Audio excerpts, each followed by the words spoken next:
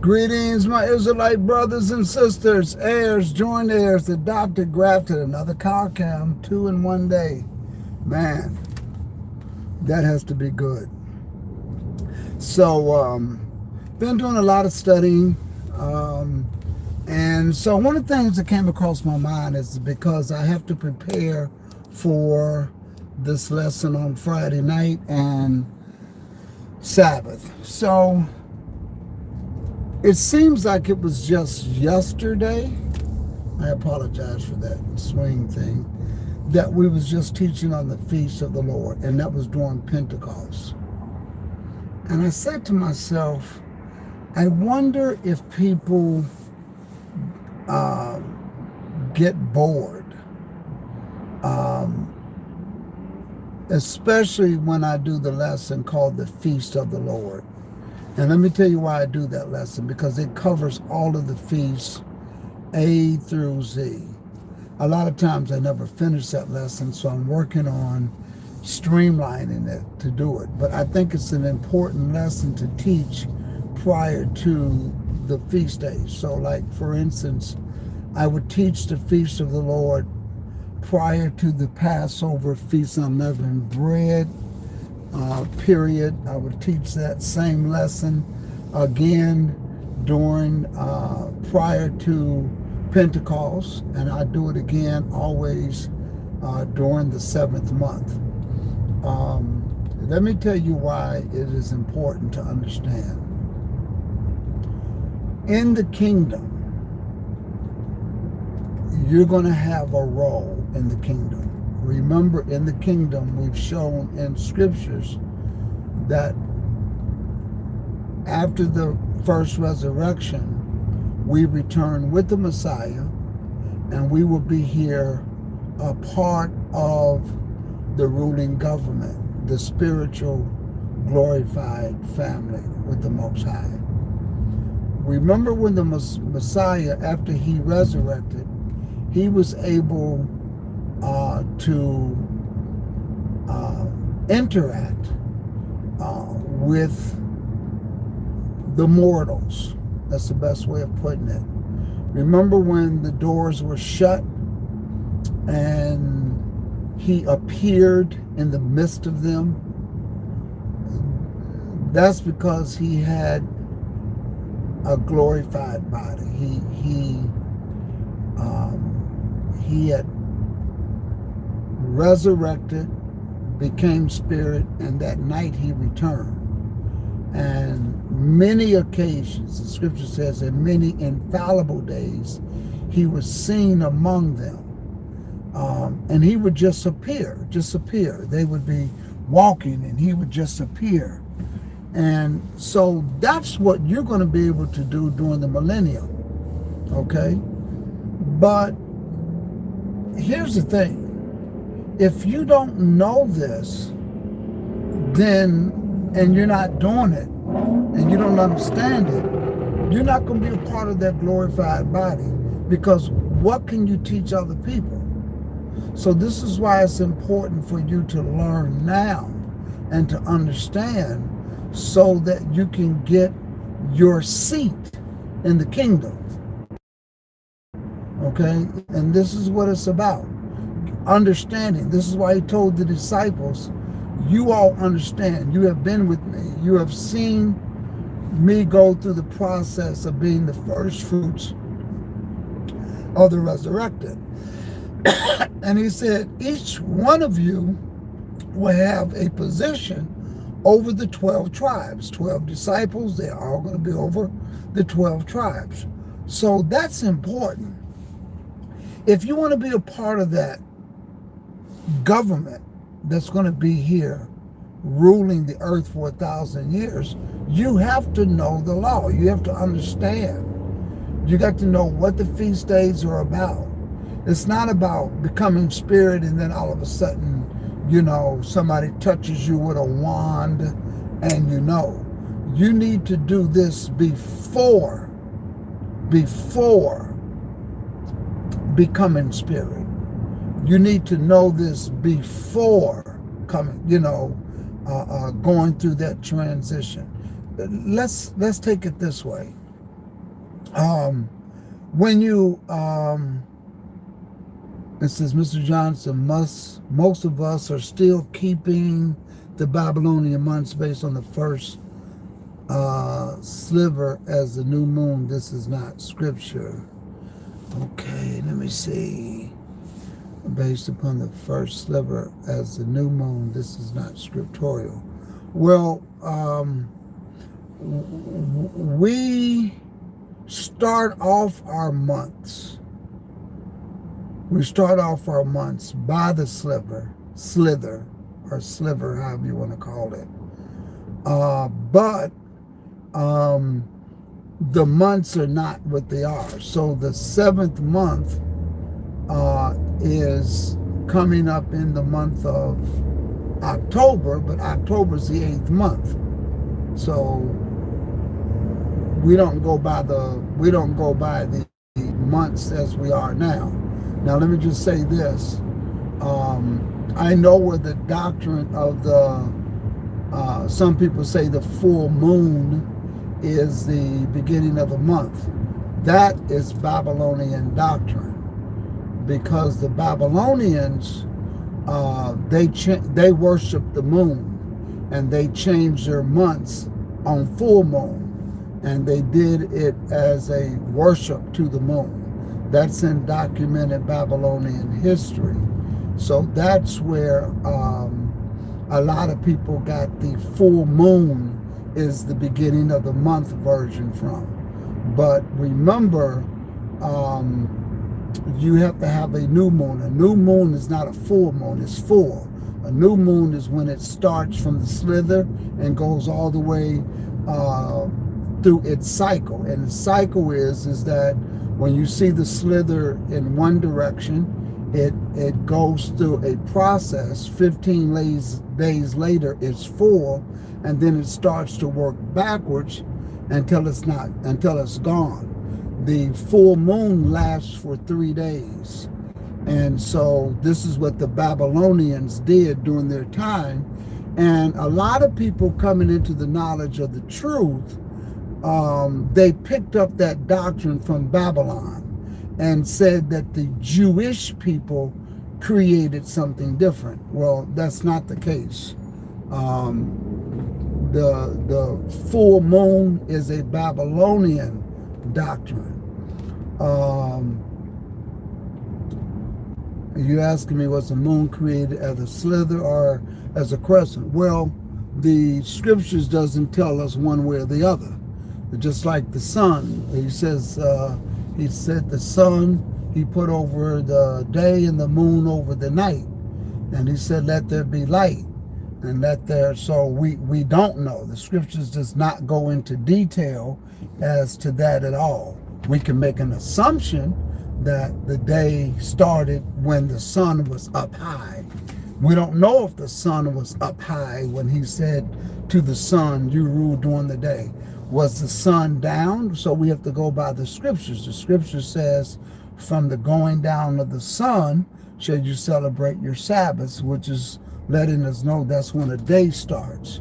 So the day starts according to the sun, and the moon starts, the month starts according to the month. So when the sun goes down, it ends the day and starts the day. So we look at that and understand that from that perspective. So everything has a beginning. So the moon phase has a beginning, and it works all the way to the end. Now some people say, well, it goes from full moon to full moon. The problem is with that, if you went with the full moon as your doctrine, and the full moon lasts 3 days, which day is the first day? Is it the first day of the full moon, the second day of the full moon, or the third day of the full moon? So this is why those who go with the full moon doctrine, they are a day apart in observing their feast days, because they don't have a consensus as to when it is. So some people will see the full moon and say, well, this is the first day. But again, the full moon lasts for 3 days. So which one is it? One thing we do clearly know, that the crescent going down at the sun is really at the beginning when the sun goes down, you can see it. It's only one. It's only one day. So that lets you know that's when the month starts. And being that that's when the month starts at the going down of the sun. So we can clearly conclude that that's showing us. Mr. Johnson, you should really look at the Hebraic etymology for the correct meaning of what is translated into English. Well, let me just say this. When you look at the Hebraic words going from Hebrew to Greek, some goes from Hebrew to English, or directly from Hebrew, Greek to English. There is no distinction when it comes to the moon, that the full moon is it or the crescent is it. So don't let anybody tell you that. I've checked that out when I tried to, because I'm putting together a lesson on that doctrine. Because one thing about the full moon perspective, it puts holes in it. In Scripture, the crescent moon always leads whoring and death. Well, the crescent, the full moon, you're looking at the symbol. So just like the sun has a purpose, but people worship the sun every Sunday, sunrise service.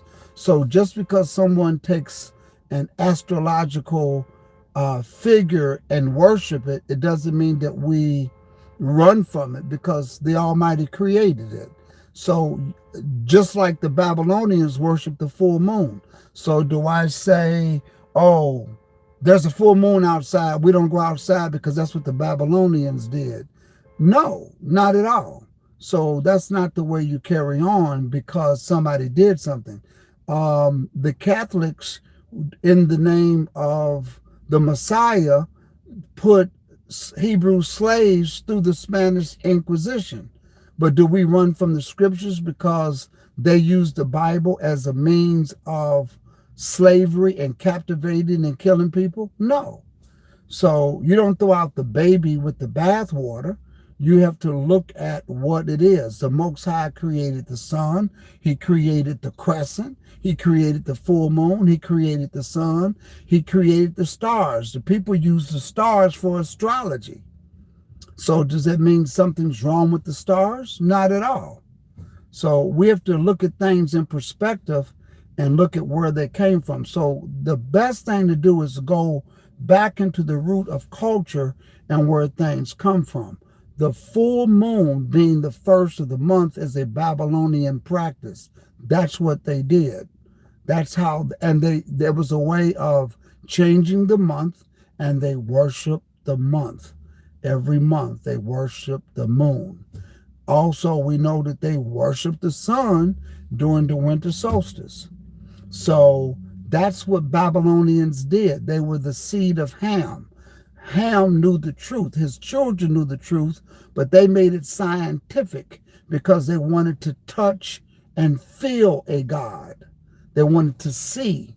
So they took what was real and what things were supposed to be representation. Like the scripture says, the sun, the moon, and 11 stars represents Israel. So is there anything wrong with the sun, the moon, and 11 stars? Absolutely not at all. So we have to put these things in perspective and say, I don't want to deal with that crescent. And I could say, I don't want to deal with the full moon, because I can show you encyclopedia, world history, Babylonian worship, that they worshiped the full moon, and that was the change of their month. That's what they did. So you have to put things in perspective when you look at that and say, where is that leading us to? So one thing about the crescent and the sun, you can only see the crescent be the first phase of the moon, which is why it has always been called the new moon. It's at when the sun is going down, not when it's down, just at that point where the sun is still light outside, you can go out and you can see that crescent. And that is perfect. That's the way the Almighty works. It's perfect to say, wow, I see the crescent and the sun's going down. And now that's tonight when the sun fully goes down, that's the first of the month. And you can't do that with the full moon. Mr. Johnson, you are incorrect. Take a look at the Babylonian history again. You may have misread what you quoted. Well, I can show you. Maybe I'll do something on it. I'll put something on it later to show you that the Babylonians, because I have, you can go online and look at the Babylonian, their worship, and they did the full moon. So maybe I'll pull that up one of these Friday nights when I'm doing the feast days, and I'll be able to pull that up and show it to you.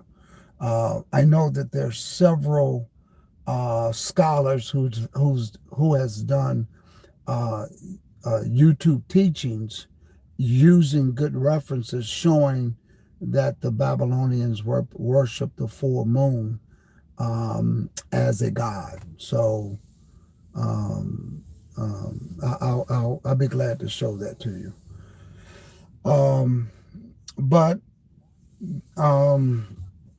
But again, I really want, and thank you, Brother Israel. Thank you for, for the dialogue. I really do. Because your dialogue is always constructive, and I like that. So don't feel like that you can't do that. You can. So thank you very much. So what I want to do is, in these feast days, I want you to start to understand what the feast days are. I don't want this lesson to be boring to you, because we're going to be covering some more material. And here's what I tell people, because if you say, well, we heard that lesson, well, then I would ask you to teach me that lesson. Teach me the lesson. You've heard it, but do you understand it? And that's a big difference.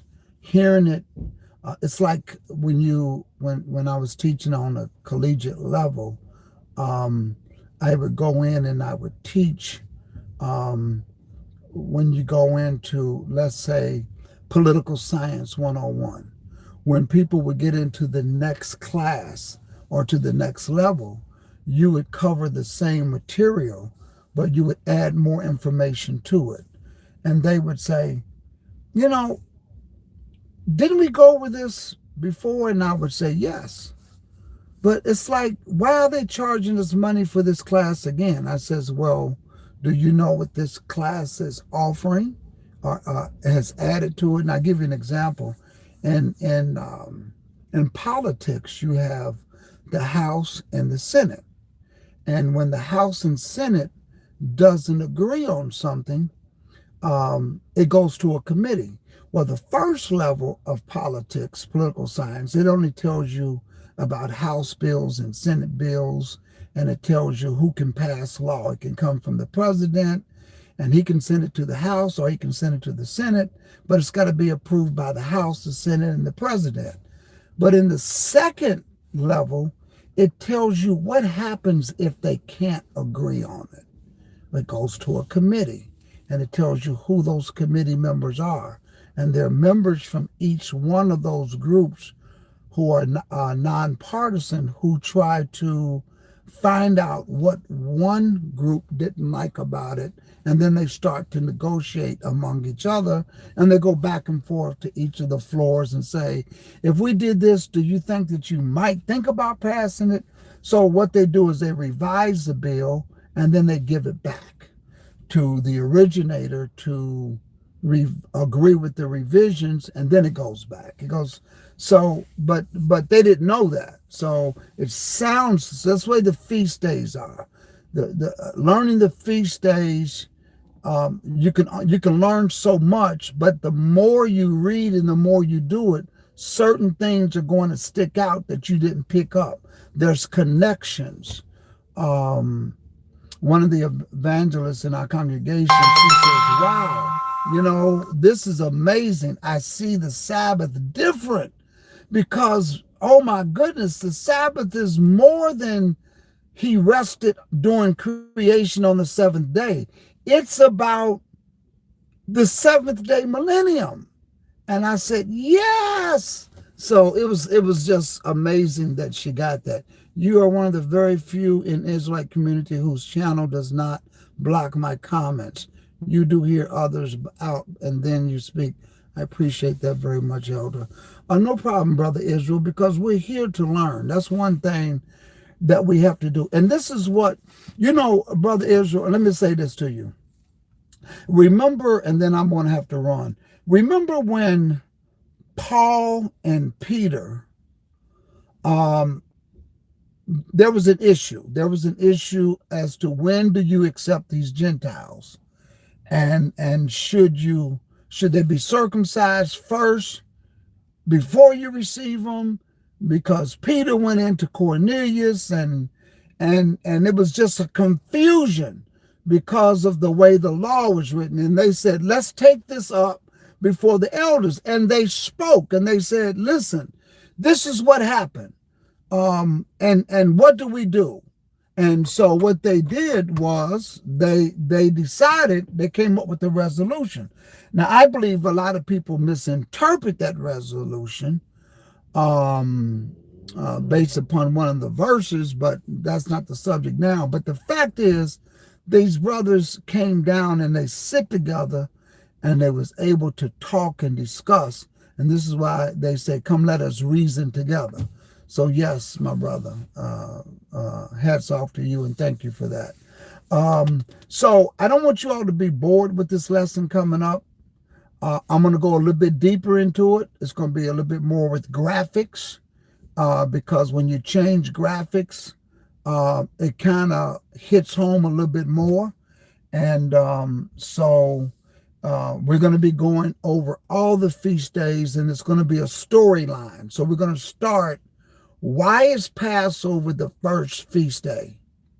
That's going to be what we're going to learn from this lesson that we're going to be going into on Friday night and the rest of the month. Why is Passover the first one? Why is the Feast of Tabernacles with the 8th day the last one? Why? Why are they in the sequential order that they're in? A lot of Hebrews are keeping feast days, but they can't answer that question because they don't realize that there is a purpose for the chronological order of the feast days. There's a reason why they are 7 days.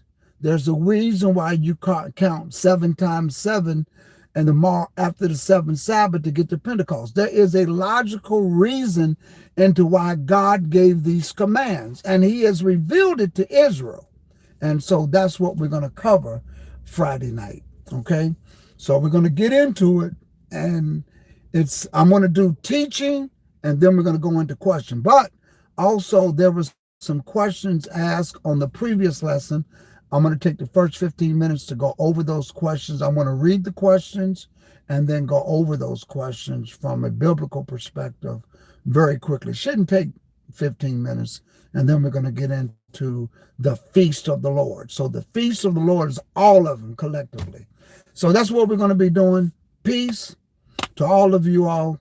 Thank you for tuning in. Thank you for hitting the like button. Yes, Brother Israel, my email is Bethel House of God, all one word, Bethel House of God at gmail.com, Bethel House of God at gmail.com. If you're from Barbados, I think we talked on the phone one time. I'm not for sure because I talked to someone from Barbados. But if not, that's my email address. Reach out, and I would love to continue our dialogue and break bread, my brother. Peace to all of you all. We'll talk soon.